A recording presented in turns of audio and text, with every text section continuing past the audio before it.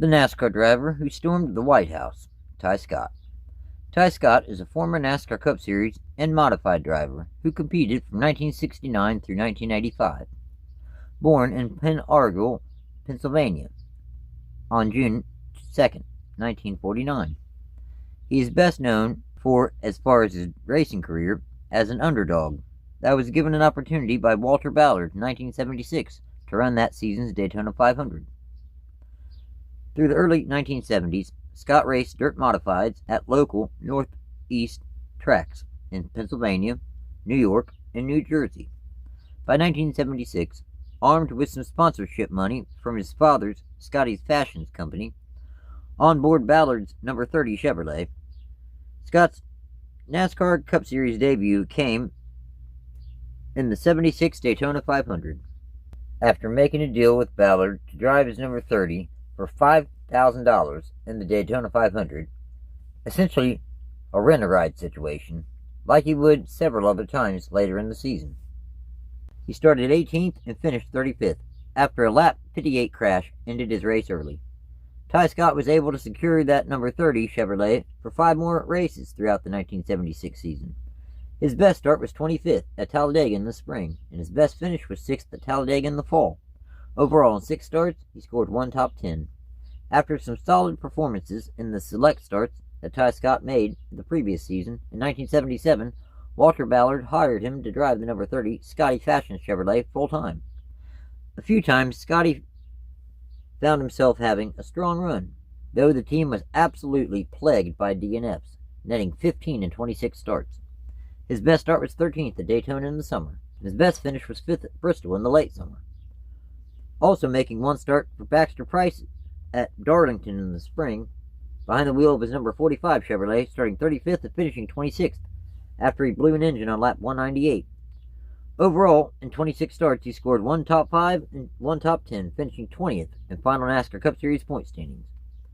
The 1978 NASCAR Cup Series season ended up being Tighe Scott's strongest season in the Cup Series.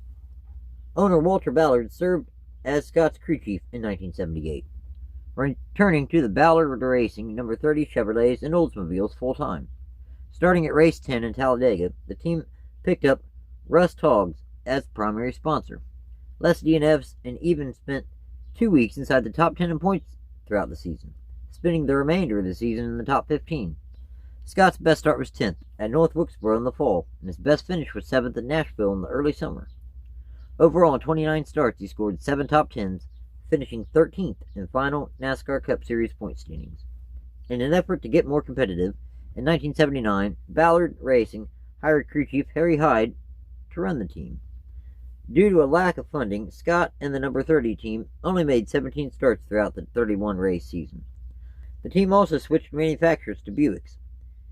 In the races they did run, the number 30 Buick was fast. Scott's best start was 3rd at Talladega in the summer, and his best finish was 4th at Rockingham in the spring. Overall, in 17 starts, he scored 1 top 5 and 7 top 10s, finishing 27th in final NASCAR Cup Series point standings. That following season, in 1980, Tighe Scott returned to the Ballard Racing number 30 Buicks, Chevrolets, and Oldsmobiles for a partial schedule. Even with a reduced schedule and funding, Scott still found a way to have a couple strong runs. His best start was 4th at Talladega in the summer, and his best finish was 5th at Talladega in the spring. Overall, in 10 starts, he scored 1 top 5 and 2 top 10s, finishing 39th in final Cup Series point standings. At the conclusion of the 1980 season, Ballard and Scott parted ways. Tighe Scott's final NASCAR Cup Series start came in 1982 in the Daytona 500, behind the wheel of Tom Pistone's number 59 Russ Toggs Buick. His qualifying race was the second 125-mile duel, starting 18th and finishing 15th, meaning he qualified 30th for the Daytona 500. Unfortunately, on lap 81, he crashed, ending his race early, leaving him to finish 29th. As a matter of fact, the footage of the lap 81 crash is in the movie Strict Race. Once he made his final Cup Series start, Scott returned to his roots of racing, modifieds and sprint cars. At tracks such as Williams Grove Speedway, even winning a race at Selden Grove Speedway. Things remained about the same for Scott in 1984, though he also raced a World of Outlaws race at Orange County Speedway.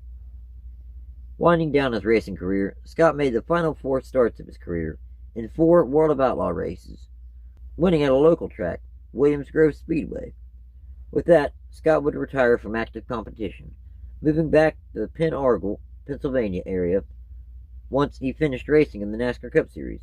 By 2008, Tighe Scott was running his family businesses, a construction and excavating business, as well as Scotty's Fashions, a family garment business started by his father. Now, I think we all have heard about the January 2021 breach on the White House by Trump supporters.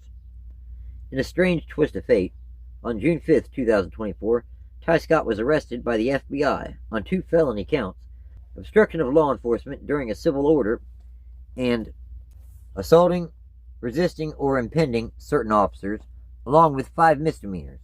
Police allege that Scott struck police riot shields and even attempted to rip one of them out of an officer's hand. Law enforcement had posted photos and videos of the riot online, and some tipster helped identify Scott from his racing days. In the end, Donald Trump was elected president and granted almost every participant in the breach on the White House, even Scott, a presidential pardon. So, in 89 NASCAR Cup Series starts, he scored 3 top 5s and 18 top 10s, with a best points finish of 13th in 1978. And he also had several wins at local dirt tracks around the Northeast. Thanks for watching, everyone. Take care.